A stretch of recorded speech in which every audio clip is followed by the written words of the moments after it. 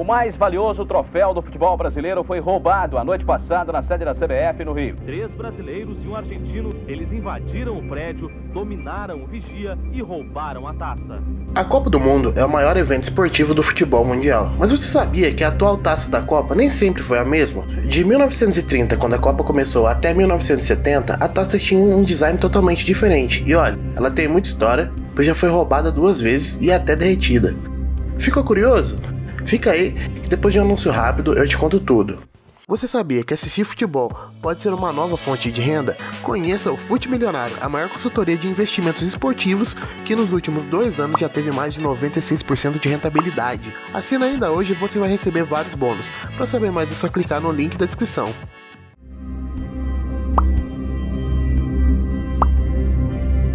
Em maio de 1928, houve um congresso na FIFA que debatia a criação de um torneio entre as seleções dos jogadores do mundo todo. O então presidente da entidade, Jules Rimet, sugeriu que ao time que fosse campeão, seria dada uma taça como simbolização da vitória do torneio, e esse foi o primeiro nome do troféu, Vitória. Esse nome ficou até 1946, quando foi mudado para Jules Rimet, homenageando seu criador. A taça, a princípio, tinha sua base em formato quadrado e posteriormente em formato octogonal, e o seu corpo era feito em ouro. Media cerca de 30 centímetros e pesava aproximadamente 4 quilos, dos quais quase 2 eram de ouro maciço. Lembra que eu disse que o primeiro nome do troféu foi Vitória? Então, esse nome foi dado pois o símbolo entalhado no troféu representava a deusa grega Nike, que é a deusa da vitória. A confecção do troféu foi feita pelo artesão francês Abel Lafleur, que trabalhou na elaboração da taça durante 3 meses, passando várias noites em claro tentando realizar as ideias de Jules Rimet. O orçamento total ficou em cerca de 50 mil francos, que era moeda francesa na época, e numa conversão aproximada atualmente sairia em torno de 1,1 milhão de reais. No mesmo dia de sua criação, foi definido que a equipe que vencesse 3 vezes o campeonato poderia ter a posse definitiva do troféu.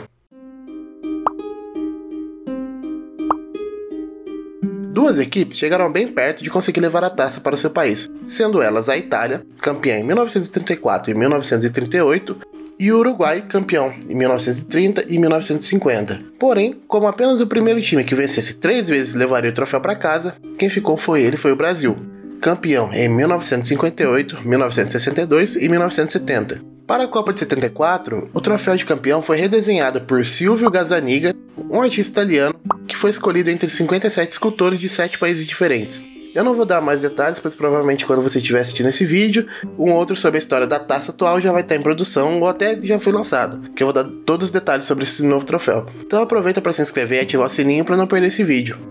E a partir da criação dessa nova taça, foi definido que nenhum time levaria o troféu para casa.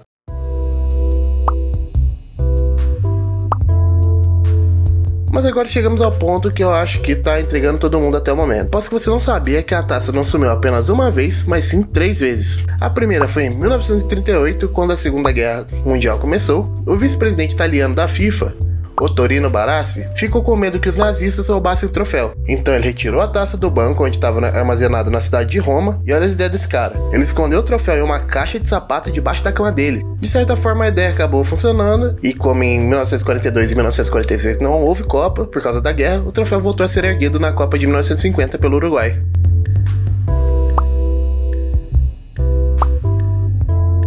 A segunda vez que o troféu desapareceu foi em 1966, 4 meses antes do início da Copa do Mundo na Inglaterra. Antes do início da competição, a taça foi exposta no Center Hall de Westminster, em Londres, e na manhã do dia 20 de março, perceberam que o objeto tinha desaparecido. Havia um protocolo rigoroso em relação à proteção da Jules Rimet, que era diariamente observada por guardas. Porém, como no domingo não haveria visitação, os guardas acharam que só dar uma olhadinha a cada 1 hora era suficiente. Às 11 da manhã o troféu estava lá, e quando voltaram ao meio-dia o troféu já tinha sumido. O larápio havia entrado pelos fundos do local e rompido a trava da vitrine de exposição e levado o troféu. A FIFA ofereceu uma recompensa de 15 mil libras para quem encontrasse o artefato, e até a polícia britânica, a Scotland Yard, começou a investigar. Até que o presidente do Chelsea na época, Joe Mears, recebeu uma ligação de uma pessoa chamada Jackson, que dizia estar em posse do troféu e que só devolveria mediante o pagamento de 15 mil libras. E se caso não acontecesse, a taça seria derretida. O encontro foi marcado para efetuar o resgate, porém quem foi ao local do pagamento foi um policial disfarçado, que ao mostrar uma maleta dizendo que estava com dinheiro, pediu para ir até a localização da Jules Rimet. Jackson percebeu que estava sendo seguido e tentou fugir, mas foi pego. Foi aí que a polícia descobriu que seu verdadeiro nome era Edward Batchelor. Em depoimento, ele revelou que era apenas o intermediador do negócio e não o ladrão do troféu. Posteriormente, uma teoria que os irmãos Sidney e Reg Kugler haviam roubado a taça apenas por brincadeira, porém essa hipótese nunca foi confirmada. Como Bentley não sabia o paradeiro da taça, uma história mais peculiar que a anterior aconteceu. 7 dias depois do desaparecimento, David Corbett estava passeando com seu cachorro Pickles, que farejou um pacote próximo a um arbusto. Quando David desembrulhou, ele viu que lá estava o tão importante troféu. Ele então contatou a polícia, que até suspeitaram do seu envolvimento no roubo, mas ele conseguiu provar a inocência. Pickles virou uma celebridade na Inglaterra e até recebeu um suprimento vitalício de ração. Infelizmente, o herói dessa história acabou falecendo um ano depois e está enterrado no quintal de seu dono até hoje. De acordo com o livro Day of the Match, após saber do roubo em Londres, um assessor da CBF disse que o roubo foi um sacrilégio e que jamais aconteceria no Brasil, pois aqui até os ladrões são apaixonados por futebol.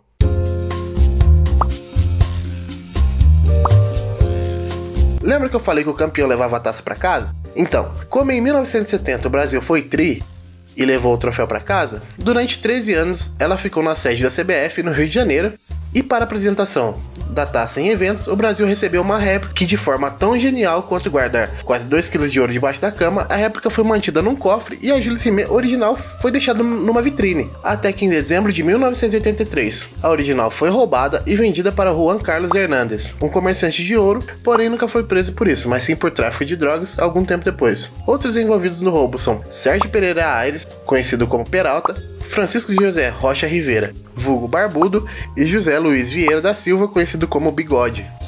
Peralta teria sido o mandante do crime, porém quando teve a ideia do roubo, contratou Antônio Seta, o Broa, que na época era um dos maiores arrombadores de cofres do Rio de Janeiro. Broa, ao saber que o trabalho seria roubar a taça da Copa do Mundo, recusou o serviço. Posteriormente, ao saber do roubo, Broa prestou depoimento que ajudou as polícias a chegarem aos verdadeiros culpados. Peralta, Barbudo e Bigode foram condenados a 9 anos de prisão. Em 1989, Barbudo foi assassinado, Peralta foi preso apenas em 1994, mas foi solto em 97, e Bigode ficou foragido até 1995, mas acabou sendo solto em 1998. Infelizmente, nesse caso, a gente não tinha nenhum vira-lata caramelo para acabar farejando o troféu, e ao que tudo indica, a taça infelizmente foi derretida e nunca mais será encontrada.